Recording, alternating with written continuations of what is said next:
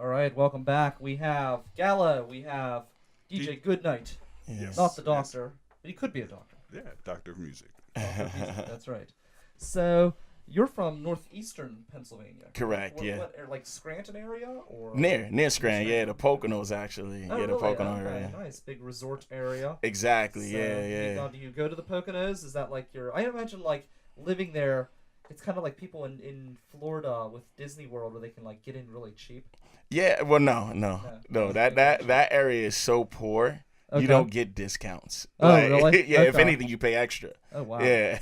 What happens is I'm actually from New York. I was born in New York. Oh, okay. So a lot of people from New York moved to that area, and I guess the area they just like everybody from New York is coming over. We don't really need to take care of the area. So it's really sad. That is sad. Yeah. Yeah, it's really sad because like a lot of the youth, a lot of the kids, they don't have anything to do out there but to get high or eat donuts. Yeah. And it's like it's they don't have much to do. What are you They trying don't to have say much about donut recreation. eaters? Nah. I mean, it's something to do. That's what happens after you get high. You get the That's true. munchies. You get the Yeah. munchies, and you got to get the donuts. Yeah.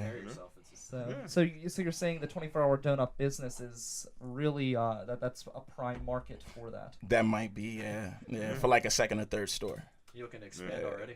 Yeah. Yeah. I think we've got to think big, right? Exactly. It's the PA takeover.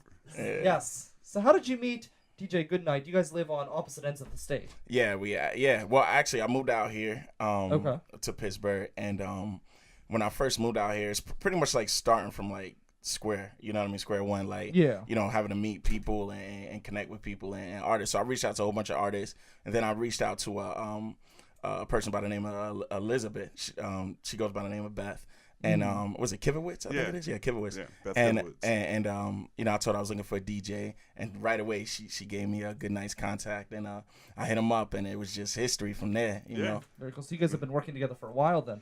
Do you ever go out east? Do you perform out east then, I'm assuming? As well, yeah. I mean, I performed a lot of different places. I performed East PA. Do you guys will travel together, or do you kind of just wherever you're at, you find somebody, or? Yeah. Well, actually, this is going to be the first time we're working together. Oh, really? Okay. Yeah. So, but what happened is we met, and I did an interview, and well, first I got his music first. And for somebody who gets people give me a lot of music locally because that's what I do. I work with local hip hop artists. Mm-hmm. So it was refreshing when I got his CD because it was something that I could listen to from front to back. Yes. And then that is nice. Yeah. The next thing that I noticed is that there was no cussing in his music, which is really unheard of for hip hop. So I definitely knew that would be somebody I could work with. So. Yeah, definitely, and that's kind of interesting. Why is that? Is it just your style, or why don't I curse? Yeah, not saying that you have to curse, but I'm saying like sometimes like on this show, I'm not FCC regulated, so sometimes I swear. It's not like I don't like when people like swear just to swear, but sometimes I swear if the moment seems right or whatever. For extra emphasis. Yes. I just choose not to. I mean, one of the main things is I have two daughters, so I like my daughters to listen to my music. And my oldest daughter is a big fan of me, so. I also performed at schools a lot too. So, oh really? Oh, that's cool. Yeah. So awesome. I do a lot. I try to be aware of the youth a lot as much as possible. Yeah, that makes sense. Yeah. Is there a swear word that you do like though? Nah, not really. No, not really. Is there a swear word you like? I'm a big fan of bastard. I like to say you bastards. It's like a very bombastic word. You can just like throw it out there and it has like a real effect. Or jackass. Like, there's certain words that I like, but. It's for emphasis and for I don't know added flair, I guess. Yeah. So nah, I don't. So how did you get involved with music? What's your story? Well, my father was a musician, so he played. He's actually an actual musician. He plays guitar, he plays piano. Okay. And then I got into. He's actually into jazz and rock, so I got into hip hop, and of course, naturally, he's not a fan of that. You know what I mean? So it made me want to get into it more. And so then I started out making beats, actually producing. Okay. And I worked with different people and stuff, and then I started work with artists a lot, and I didn't like their work ethic. You know what I mean? I found like a lot of artists were really like lazy. Yeah. You know what I mean? And I could elaborate on that, but I don't think you guys would appreciate where I'll elaborate too on that.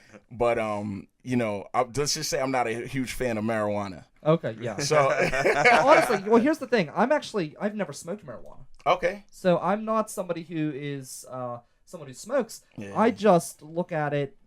First off, I look at it on multiple fronts. Making it illegal and prosecuting people, that doesn't do anything positive for me. In fact, it costs me money. Yeah. So I'm losing money when I could be making money. You know what I mean? Bringing in new revenue to fix the roads and things like that. And I just look at it in the grand scheme of things. Is it the worst crime in the world that people need to be going to jail and everything else? So I'm somebody I've never smoked. I have no interest. I can't stand the smell. To me, it smells like a skunk. And then people that smoke, that means it's good. Yeah, that's what I hear. That's what everybody tells me. And you know what? The people that smoke don't realize they stink. Yeah, you know what I mean? But I hate that smell. Yeah, I me hate too. it. I hate it. But... No, you good. You good. No, you don't smell. But you good. Yeah, you don't smell. But no, but that I can't stand that smell. So like I've never had any interest in I was very anti-smoking. I didn't even smoke my first cigar until I was in my 20s. I've never smoked a cigarette. But I, growing up, was scared to death of smoking anything. I've seen family members die from smoking. So being as somebody who never would even smoke a cigarette, you really don't get into it. You don't really see anybody who smokes anything else because you're very anti-smoking, so you're not exposed to it. So I never even was really exposed to weed until I was in college because I just nobody smoked around me because they knew I didn't smoke and my friends didn't smoke. So well, in my case, like I said, I deal with rappers, so I did. Well, now I pretty much all of them smoke. You know what I mean? Sure. Like I've been in plenty ciphers and everybody, you want to hit and then it came to a point where it's just like, oh, G's not gonna smoke here. They just go right around me. You know what I mean? Exactly. But no, it just came to back to the question. It just came to a point where it was just like, I felt like that was causing people to be really lazy. You know what I mean? And slow people down, and people were late, and people weren't putting in the effort. And that's the thing that just made sense to me, whether that was the reason or not. That's what made sense to me. Sure. And so I just came to a point where it was just like, you know what? I'm tired because I was writing choruses, I was writing verses. I got to the point where I was performing with the artists as hype man, and I was just like, you know what? I might as well just do this myself. Yeah. No, that makes sense. I understand. And you've been so involved in the music community. You've done so many different radio shows. Where all have you worked? You've done a lot. I actually my first radio experience was working at WAMO in the promotions department. That was not WAMO 100. It was the original WAMO 106.7. Yes. But still worked. I moved there to try to get local hip hop radio played on local radio, and it didn't really work. So after a year, I left and I went back to promoting shows. And there's an abundance of talent in Pittsburgh.